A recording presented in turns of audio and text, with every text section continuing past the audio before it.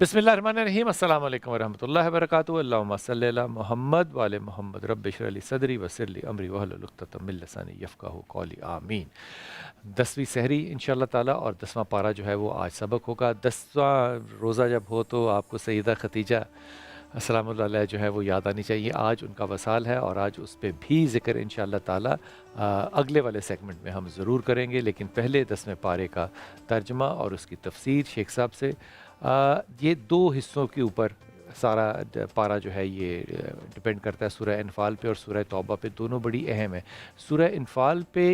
जो ये मानी है बुनियादी तौर पे, क्योंकि आपको अंदाज़ा ये होना चाहिए कि अरबी के अंदर जो अल्फाज के मानी हैं वो 70-70 भी हो सकते हैं। सो उसको मौके की मुनासबत से भी देखते हैं और पूरी अपनी हैत और ग्रामर के लिहाज से भी देखते हैं। ये बुनियादी तौर पे होता है ज़ायद, इसको माल गलीमत से भी एसोसिएट किया जाता है। यहाँ पे इसको एसोसिएट नफल की सूरत में, यानी कि ज़ायद से मुराद है ज़्यादा की सूरत में जो है एसोसिएट किया गया है। कहा कि अगर माल गलीमत में से 5 हिस्से मिले। अब ये बात जो है ये अहले सुन्नत में मुझ जैसे लोगों ने बहुत कम सुनी या पढ़ी हुई होती है। 5 हिस्से आपके हों माल गलीमत के, 5 हिस्से कर लें माल गलीमत के, और इन 5 हिस्सों में से 4 हिस्से जो हैं वो आपने जहाद के लिए इस्तेमाल करने हैं। जहाद के लोग जो हैं शामिल हुए हैं जो, ये उनके लिए इस्तेमाल हुए हैं। एक हिस्सा जो है वो आपने नबी पाक सल्लल्लाहु अलैहि वसल्लम और उनके घर वालों के लिए और अकबरा के लिए, यानी कि उनके जो करीब के लोग हैं। इसलिए यहाँ से अगर आप कभी मौका मिला तो इस पे उलमा कराम से ज़रूर बात करेंगे कि अहले तशरीह हमारे भाई जो हैं, वैसे सबको करना चाहिए, हमें भी करना चाहिए, वो अपना 20% यानी कि 1/5 ऑफ द इनकम जो है, जिस तरह ज़कात है एक्सेस के ऊपर, जो आपका माल 1 साल पूरा बच जाए, इसी तरह वो जो 1 साल पूरा माल बच जाए उसमें से 20% जो है वो सैयद को देते हैं कि सैयद इस्तेमाल करेंगे, यानी कि वो उनको अकरवा या रसूल पाक सल्लल्लाहु अलैहि वसल्लम का ख़ानदान एक्सटेंडेड समझ के उनके ऊपर आज भी स्पेंड करते हैं। और ईरान और इराक़ की इकॉनमी के अंदर, सीरिया की इकॉनमी के अंदर इस 20% का आज भी बहुत बड़ा हाथ है। इसलिए आप देखते हैं कि सैंक्शंस के बावजूद भी उनको इतना ज़्यादा ये हिस्सा, मैं इसको चैरिटी नहीं कह रहा, इतना ज़्यादा ये हिस्सा मिल रहा होता है और लोग दे रहे होते हैं कि उनकी इकॉनमी कभी भी क्रैश डाउन नहीं हुई। हम इसके ऊपर कितने संजीदा हैं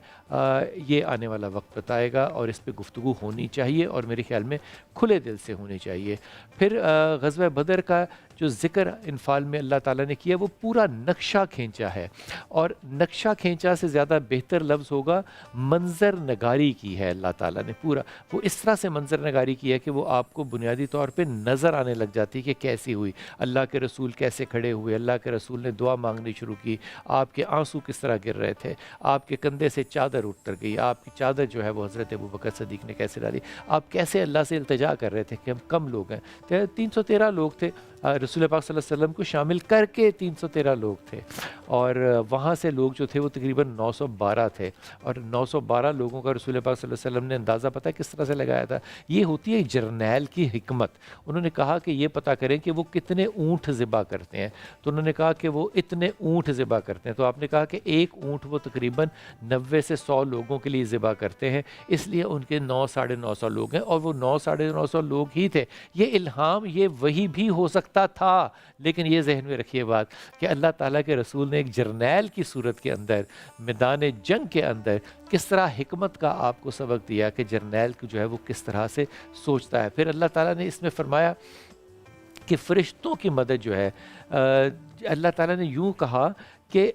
लाइन दर लाइन, यानी कि कतार दर कतार में फ़रिश्तों की मदद जो है वो आसमान से उतारता रहूँगा। और उन लोगों को जो मुसलमान थे उनको काफिर बहुत कम नज़र आते थे, हालांकि वो 1000 के करीब थे लेकिन कम नज़र आते थे, लेकिन ये 300 थे, लेकिन कुफार को ये बहुत ज़्यादा नज़र आते थे। ये वो रहम है, ये वो बरकत है जो कि अल्लाह ताला ने मुसलमानों पे की और ज़िक्र किया, और कहा कि मुसलमानों ने इसमें बड़ी अच्छी बात जो की वो ये था कि माली तौर पर भी इसमें अपने आप को शामिल किया, जो गुरबा के पास था वो लेकर आए, अस्करी तौर पर जो डंडे रोटियाँ थी वो लेकर आए, और रूहानी तौर पर भी वो इस जंग के अंदर शामिल थे।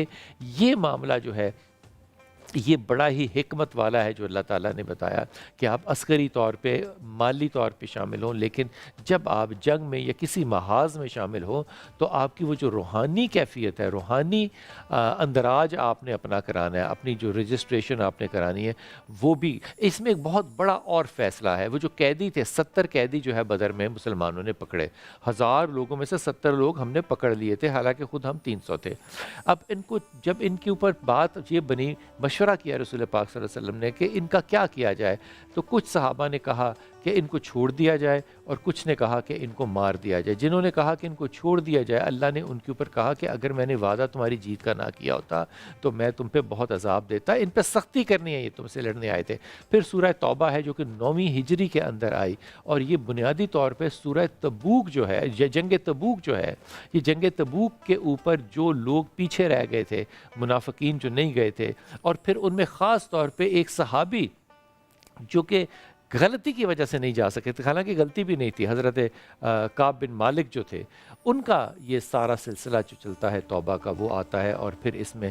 ذکر آتا ہے استغفار کا اور مغفرت کا کہ انہوں نے کس طرح سے کی۔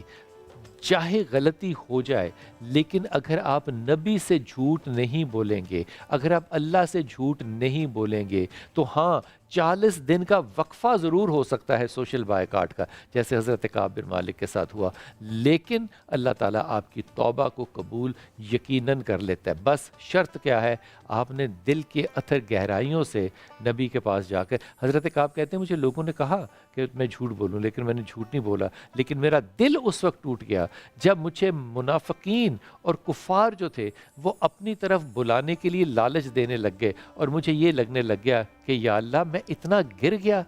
اتنے پکے صحابی رسول کہ اب لوگ کفار جو ہے وہ مجھے اپنے ساتھ ملانے لگ گئے ہیں۔ یہ احساس ندامت جو تھا، اللہ نے اس کو قبول کیا اور آپ کی توبہ کو قبول کیا۔ اسی لیے اس سورہ کا نام سورہ توبہ ہے۔ شیخ سے اپنا آج کا سبق لیتے ہیں۔